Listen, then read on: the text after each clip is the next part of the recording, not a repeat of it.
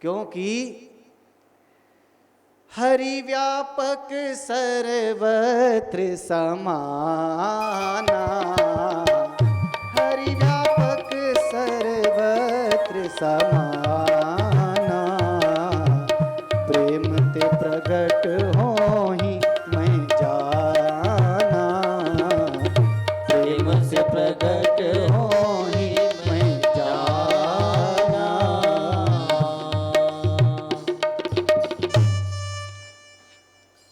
भगवान सर्वत्र व्याप्त हैं, कण कण में जो व्याप्त है वो क्या अपनी मूर्ति और तस्वीर के मेटेरियल के अंदर नहीं व्याप्त है, वहाँ तो विराजमान सुशोभित और प्रतिष्ठा के साथ आनंदित है परमात्मा, सुशोभित हो रहा है, प्रसन्न चित्त होकर सबको देख रहा है।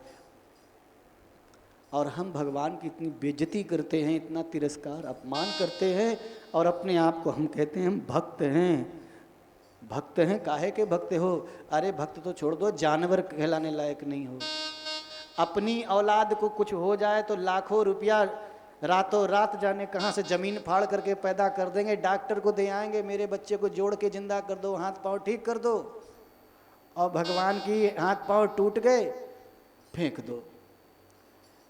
हर महीने एक नई मूर्ति लाओ और किसी कारण से गिर जाए, टूट गई, फेंक दो। ये तो वही वाली बात हुई, बार बार बच्चे पैदा करो और गला काट दो और फेंक के मार के फेंक दो।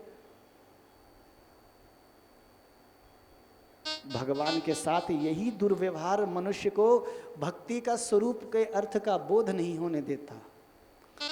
भक्ति क्या है? What is the definition of devotion? भक्ति की परिभाषा क्या है? भक्ति का स्वरूप क्या है? बहुत विशुद्ध तरीके से परिभाषा बता रहा हूं, लिख लेना डायरी में। किसी ग्रंथ में नहीं मिलेगी जल्दी से, पुराण में भी नहीं मिलेगी, शास्त्र में भी नहीं मिलेगी। संतों की वाणी से, गुरुजनों की वाणी से जो सुना वो बता रहा हूं। परमात्मा के प्रति प्रीति रूप से उत्पन्न हुई बुद्धि को भक्ति कहा जाता है। परमात्मा के प्रति प्रीति रूप से उत्पन्न हुई बुद्धि को भक्ति कहा जाता है। यानी भगवान से प्रेम हो जाना, आपकी भाषा में कहें तो भगवान से प्यार हो जाना, इश्क हो जाना, मोहब्बत हो जाना। हम आशिक बन जाएं और भगवान हमारे माशूक बन जाएं। और जब हम आशिक बन जाएंगे, भगवान हमारे माशूक बन जाएंगे, तब क्या होगा?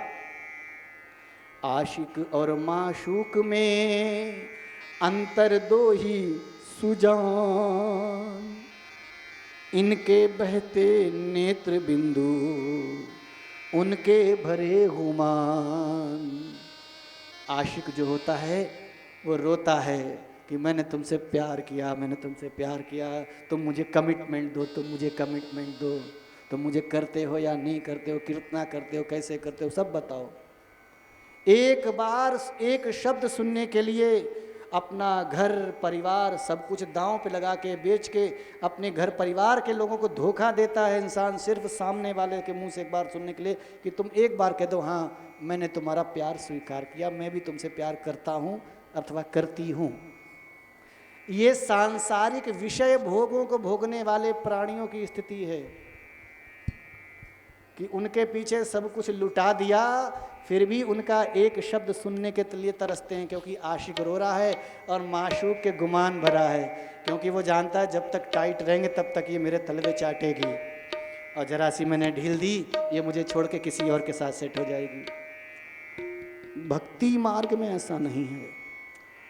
भक्ति में तो केवल एक चीज है, भगवान कहते हैं मन मना भव मद भक्तो मद्याजी माम नमस्कुरु मामे वैशसि सत्यम ते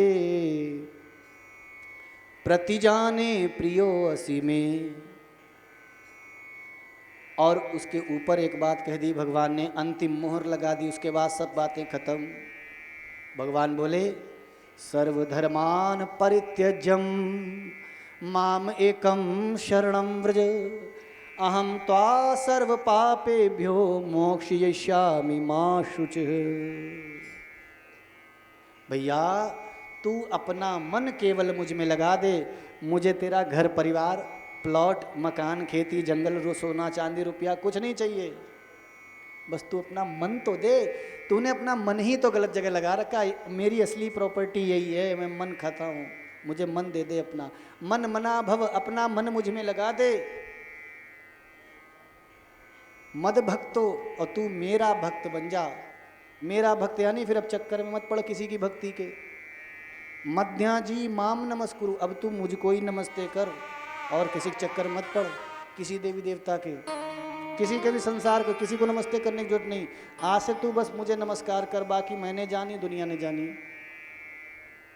मध्या जी माम नमस्कुरु। भगवान कहते हैं मामे वैश्यसि सत्यम ते, सत्य कह रहा हूं, तू मेरी बात मान। प्रति जाने प्रियोसी में, तुझसे ज्यादा मेरे लिए प्यारा कौन होगा। फिर देख तू मुझे क्या देगा, मैं तुझे सब कुछ दूंगा। वो दूंगा जो ब्रह्मा जी ने तेरे ललाट में नहीं लिखा, जो तेरे भाग्य में नहीं है। तू किसी लायक नहीं है, लेकिन मैं तुझे सब लायक बनाऊंगा, मैं बनाऊंगा। भगवान बनाते हैं। मूकं करोति वाचालं पंगुं लंघयते गिरिं यत्कृपातमहं वन्दे परमानंद माधवम। जो गूंगा है, जन्म से बोल नहीं सकता, भगवान उस पर ऐसी कृपा कर देते हैं कि वो सुंदर ज्ञान देने वाला, प्रवचन करने वाला, भाषण देने वाला, लेक्चर देने वाला, औरों को पढ़ाने वाला ज्ञान गुरु प्रोफेसर बन जाता है। पंगुम लंघिते गिरिम, जिससे ठीक से चला नहीं जाता है, उसको भगवान अमरनाथ की यात्रा करा देते, पहाड़ों पर चढ़ा देते, वैष्णो देवी की पहाड़ों पर चढ़ा देते। कब? शर्त इतनी है कि बस मेरी शरण में आओ, मुझसे प्यार करो। एक संत कहते हैं परमात्मा को ना तो किसी का माल चाहिए, ना चाहिए किसी की माला, फूल माला। क्यों? क्योंकि परमात्मा ही तो है सबको माला माल करने वाला। एक भगवान ही तो है जो सबको माला माल कर देते हैं। और सच्ची बात है, तू यहाँ मुसाफिर है, ये सराय फानी है, 4 रोज की मेहमा तेरी जिंदगानी है। जन जमीन जर जेवर कुछ न साथ जाएगा, खाली हाथ आया है खाली हाथ जाएगा। लेकिन समस्या कहाँ है? अपनी अपनी फितरत में जो भी है वो उलझा है। अपनी अपनी फितरत में जो भी है वो उलझा है। जिंदगी हकीकत में क्या है कौन समझा है।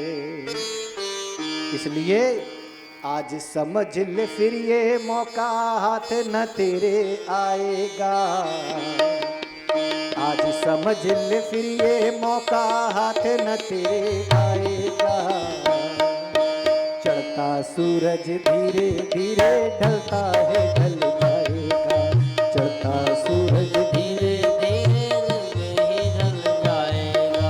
चढ़ता सूरज धीरे धीरे ढलता है ढल जाएगा। चढ़ता सूरज धीरे धीरे ढलता ही ढल जाएगा। चढ़ता सूरज धीरे धीरे ढलता है ढल जाएगा। सूरज धीरे धीरे ढलता है ढल जाएगा।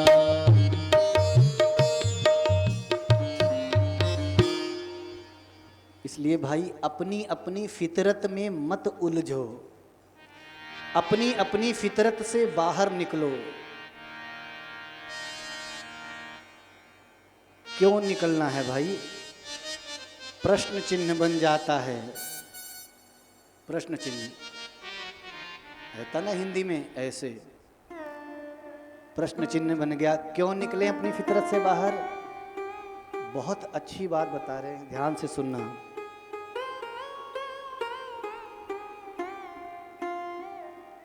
ईमानदारी से बताना, सुख, मजा, मस्ती आनंद, एंजॉय किसी को बुरा लगता है क्या?